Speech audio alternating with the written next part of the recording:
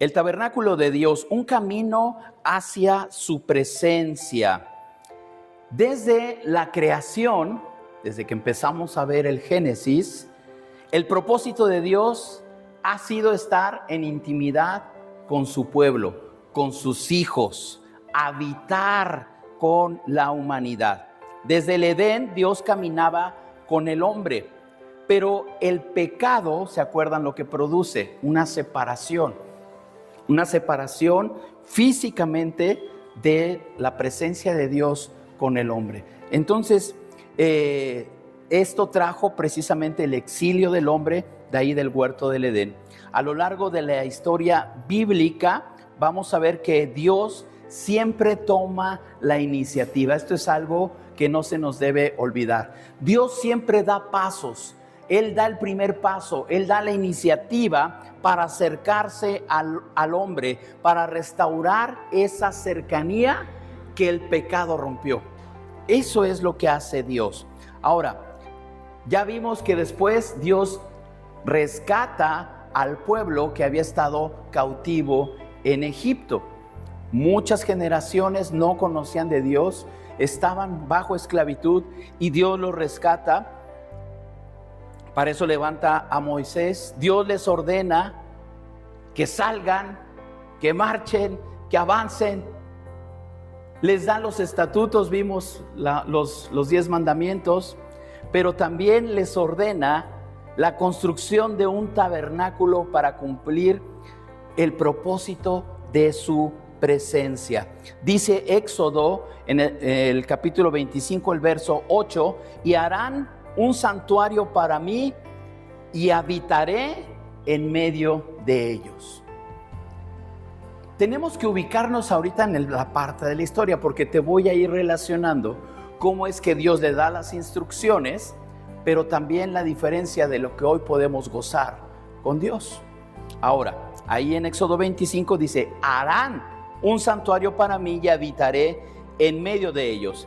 Israel era un pueblo recién liberado, rodeado de naciones con templos dedicados a sus dioses falsos. Pero el Dios verdadero no necesitaba un templo lujoso, necesitaba un pueblo dispuesto a caminar con él. Por eso el tabernáculo fue hecho como una tienda portátil. En otras palabras, ahorita te voy a mostrar más adelante unas imágenes, pero quiero que te imagines un campamento, ¿verdad? Un campamento, pones las tiendas, clavan las estacas, ahí están, y si hay que avanzar o irse a otro lugar, pues doblas, guardas y vámonos, ¿verdad? Así era el tabernáculo, una tienda portátil, donde Dios camina con su pueblo, acampa con ellos y comparte su desplazamiento, porque estaban en el desierto. Entonces era muy importante manifestar la presencia de Dios con su pueblo. Dios te acompaña en el desierto. Dios está contigo. Él no está sentado cómodamente desde su trono. Él está con nosotros. Entonces el tabernáculo era la proclamación visual de que Dios está en medio de su pueblo. Pero también enseñaba el orden y las condiciones para acercarnos correctamente a Él. Hay pasos a seguir, hay pasos para acercarse a Él. Era un mapa donde nos puede ubicar claramente los pasos a seguir de la redención. Una imagen también de lo que vendría a ser Cristo, el Mesías. Entonces vamos a iniciar. Vamos a ver 3 partes del tabernáculo. El tabernáculo, un camino ordenado hacia la presencia. Y vamos a ver precisamente qué aplicaciones tiene para nosotros.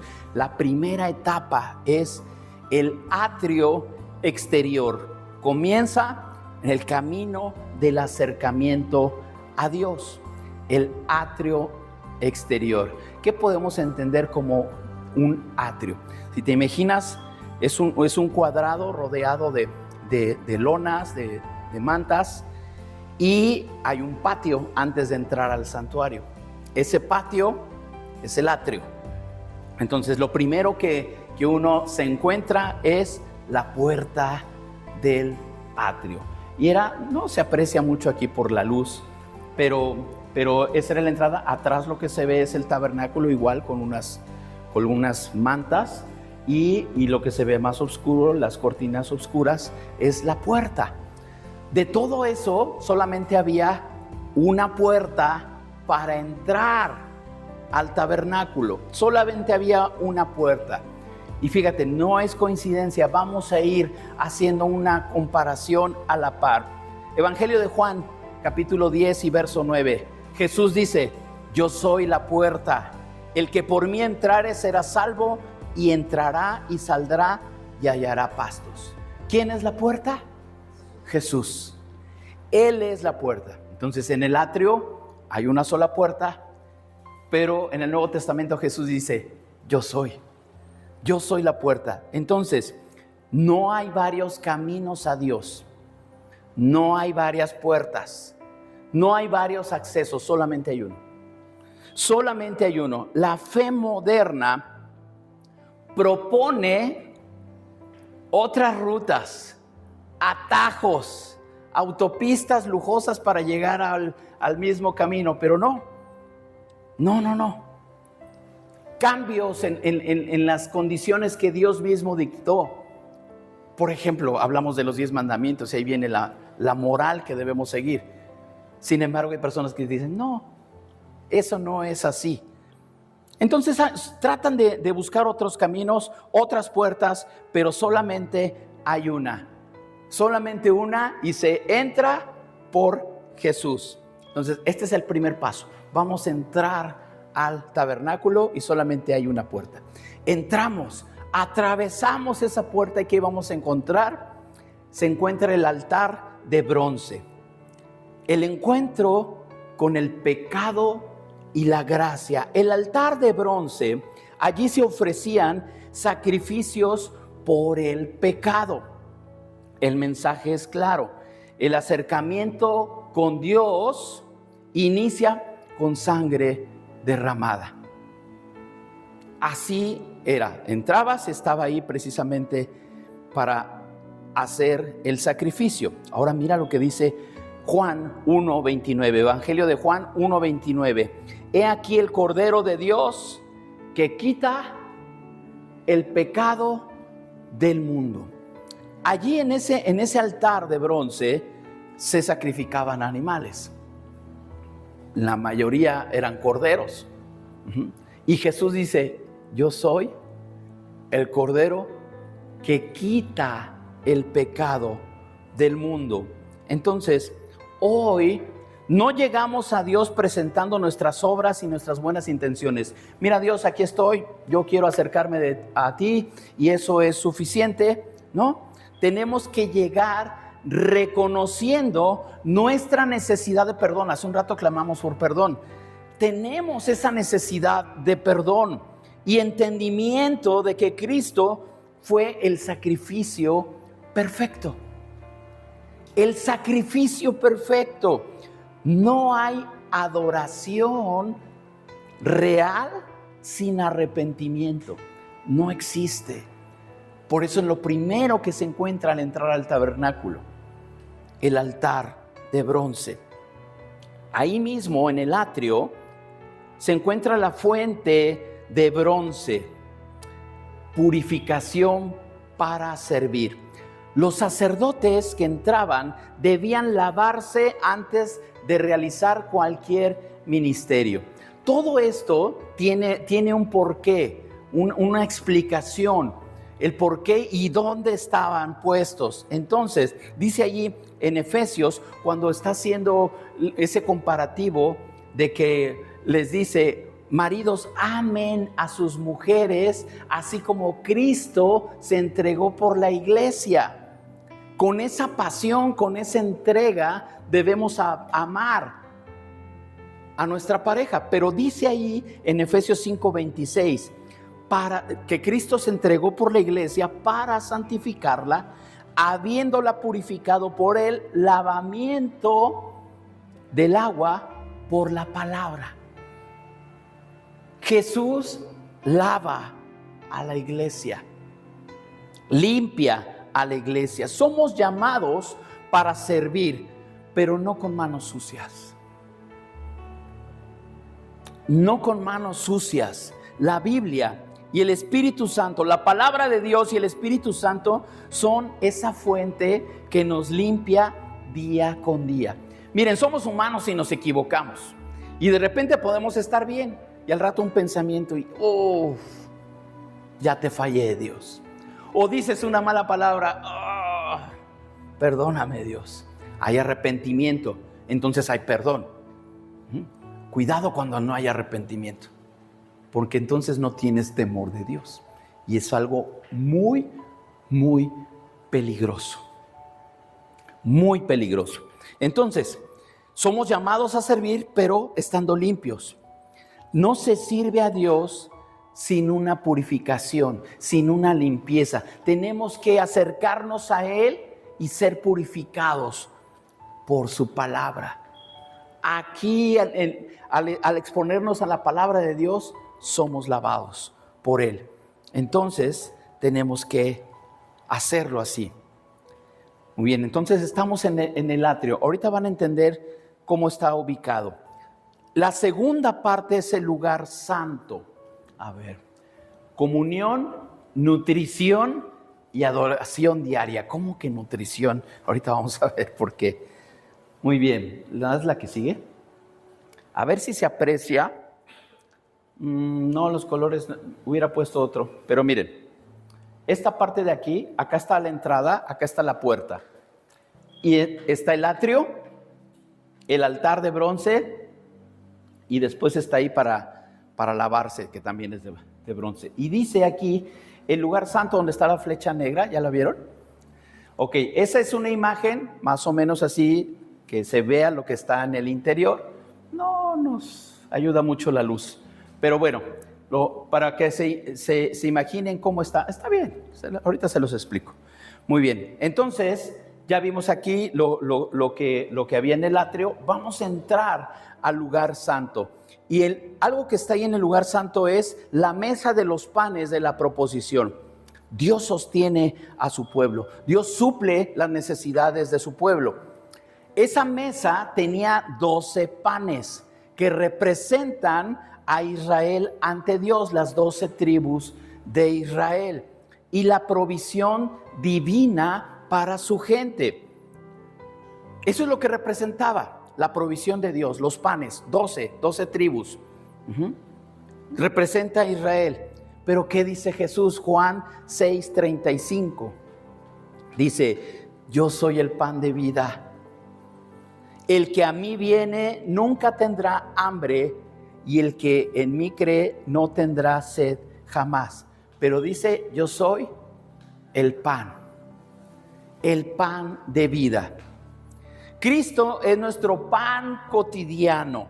Todos los días necesitamos de Él. Tu vida espiritual se debilita no por falta de recursos o comida, sino por falta de alimentarte de Cristo todos los días. Tu comunión íntima con Él. Día que pases sin orar, sin leer la palabra, ese día no te alimentaste, no te nutriste. Entonces necesitamos entender eso, que tenemos que acercarnos. Sí, Dios nos provee, pero hay que nutrirnos de lo que Él nos da. Y eso se hacía allí en el lugar santo.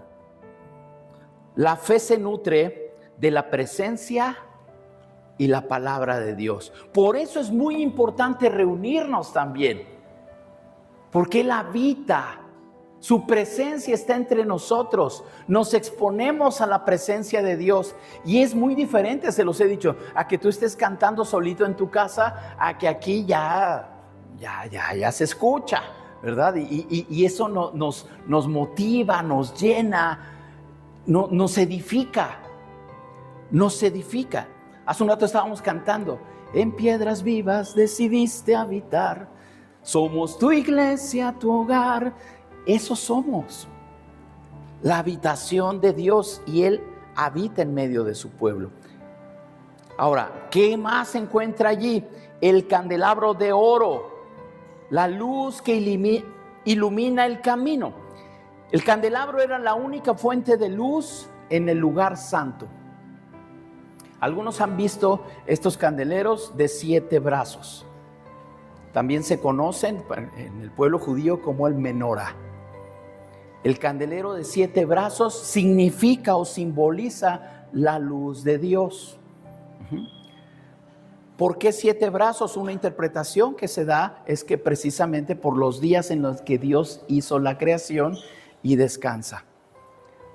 Pero simboliza la luz de Dios. Ahora, necesitamos a Dios en nuestras vidas. Necesitamos la luz de Dios en nuestras vidas. Pero el Evangelio de Juan 8:12 dice: Jesús, yo soy la luz del mundo.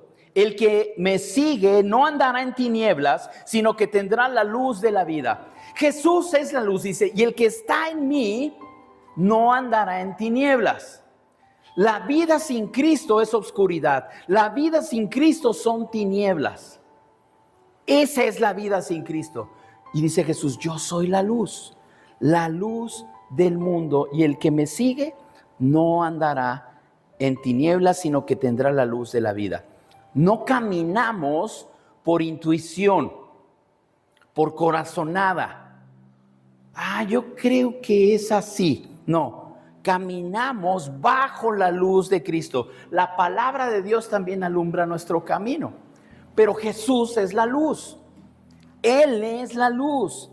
La santidad solamente es posible cuando vivimos iluminados por Él. Solamente. Diciéndolo de otra manera, entonces la santidad es imposible si no vivimos iluminados por Él. ¿Qué más encontramos ahí en el lugar santo? El altar del incienso, oración que asciende. El incienso. ¿Qué representaba el incienso? Las oraciones del pueblo. Y por eso es que continuamente, allí en esa parte del lugar santo, los sacerdotes lo que hacían es mantener siempre que el pan estuviera fresco, que siempre estuviera prendido ahí el incienso, porque representan eso, las oraciones del pueblo. Dice el Salmo 141:2: suba mi oración delante de ti como el incienso, el don de mis manos como la ofrenda de la tarde. La oración no es un accesorio, es el aroma de la vida que vive cerca de Dios. La oración no es algo religioso. A ver, que lo apuntes. Bueno, tengo que orar, ya palomita, ya oré. No, la oración es algo que surge, que nace y sube delante de la presencia de Dios como un aroma grato, agradable, como incienso. Entonces es mucho más que algo religioso. Es el aroma de una vida. Una vida sin oración. Una vida sin oración es como el lugar santo sin incienso. Una vida sin oración, una persona, un creyente que no ora, es como si ahí en el tabernáculo, en el lugar santo, no hubiera o se apagara. El incienso representa eso, la oración. Entonces ya vimos el atrio, el lugar santo, y hay un tercer espacio que es el lugar santísimo. A mí al principio me causaba curiosidad, ¿verdad? Porque santo es santísimo, es más santo que el santo, el santísimo, ¿no? Bueno, vamos a ver qué hay ahí. En este espacio es el espacio más sagrado donde estaba el arca del pacto.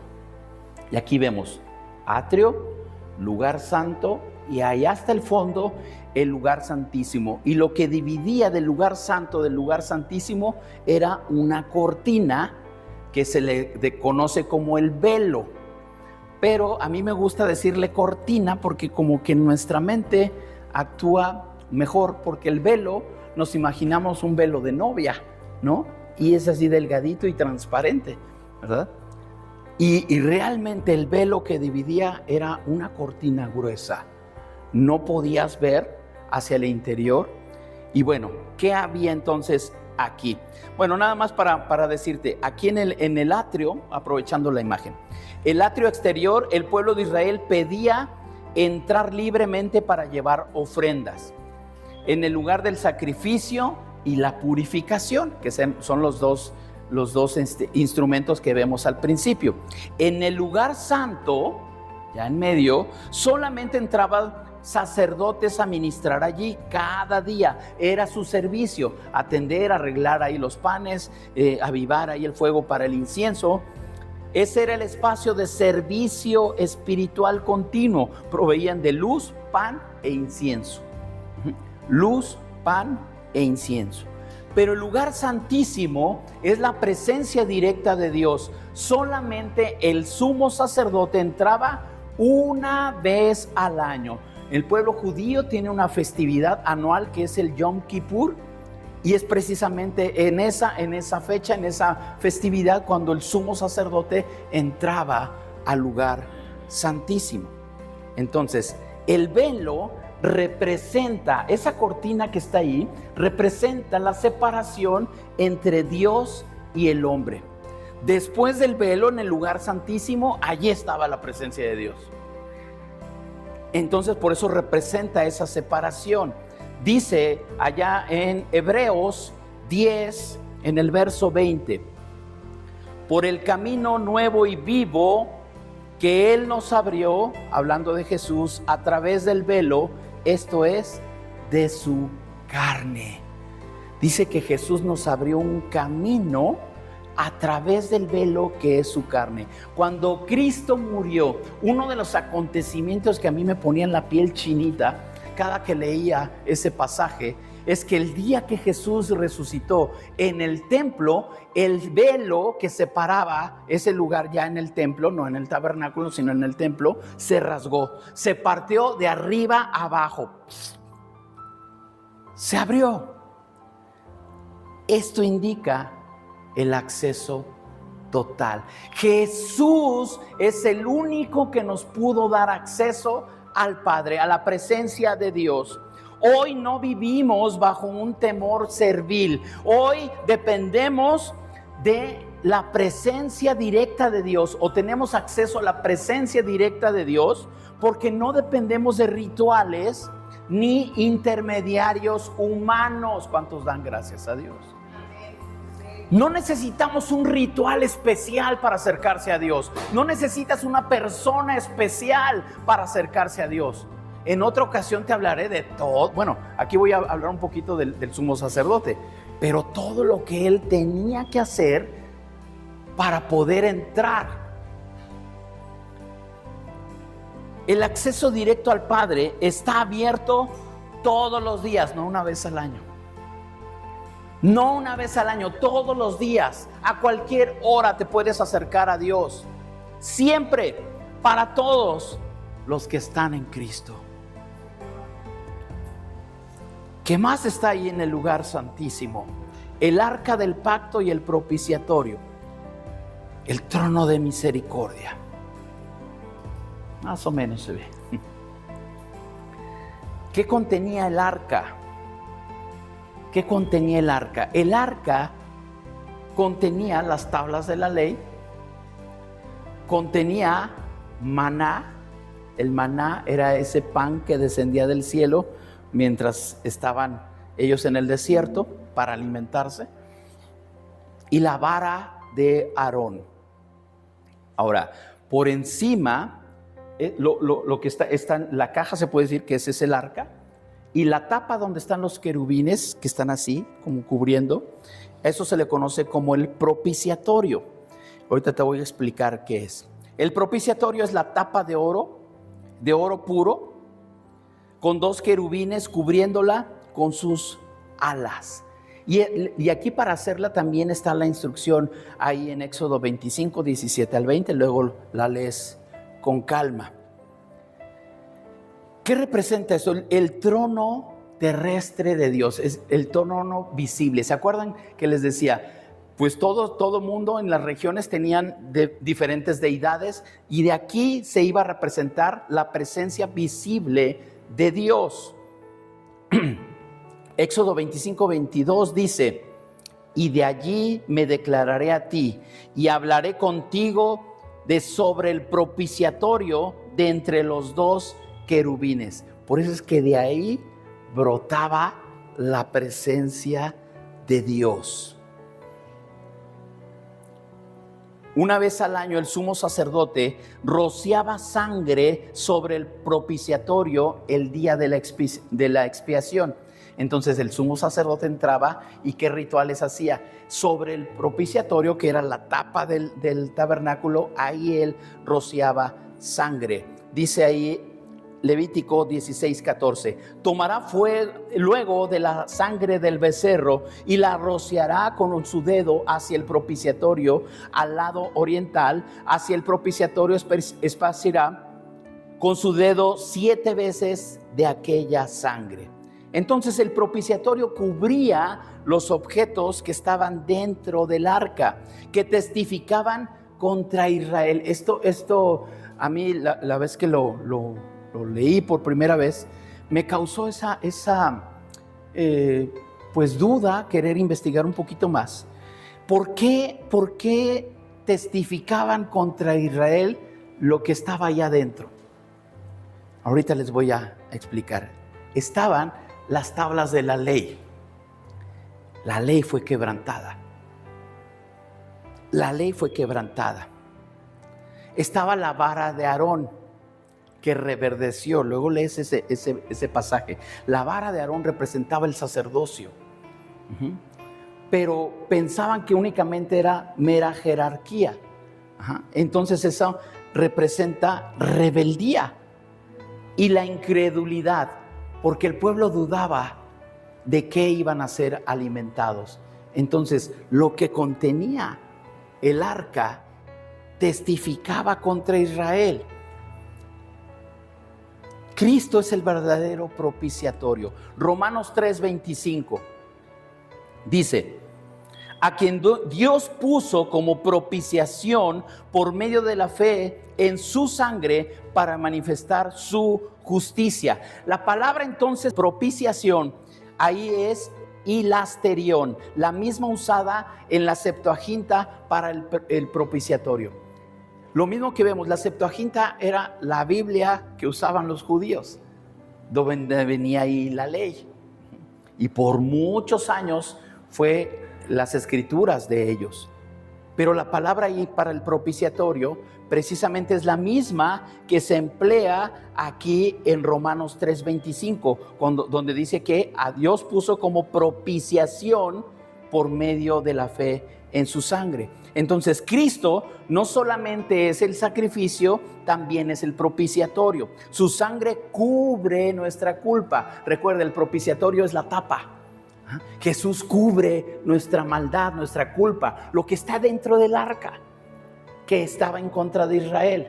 Cristo es el propiciatorio, cubre con su sangre nuestra culpa. Su vida entonces se convierte en el trono de misericordia. En él se encuentran justicia y gracia. Cuando Dios te mira, no ve tu culpa, no ve tu maldad, no ve tu pecado, ve la sangre de Cristo sobre el propiciatorio. Ve la sangre de Cristo. No vivimos bajo condenación, vivimos bajo misericordia. El trono al que nos acercamos es de gracia, no de juicio. Esa es la diferencia. Esa es la diferencia. Te voy a hablar del sumo sacerdote. No se encuentra ese relato en la Biblia, pero la cultura judía popular o la tradición, en algunos manuscritos se llegó a encontrar eso, de que incluso el sumo sacerdote, si una persona que no era el sumo sacerdote entraba al lugar santísimo, caía fulminado. Nadie podía entrar más que el sumo sacerdote. Pero si el sumo sacerdote tenías por ahí algún pecadillo escondido, dice la cultura popular que entraban amarrados. con una campanita, por si acaso. Por si acaso azotaba adentro, pues ya nada más lo jalaban sin necesidad de entrar, ¿verdad? Eso se dice en la historia o en la cultura. Bueno, el sumo sacerdote entraba al lugar santísimo una sola vez al año. Dice Hebreos 9:7. Pero en la segunda parte, el sumo sacerdote entraba una vez al año, no sin sangre.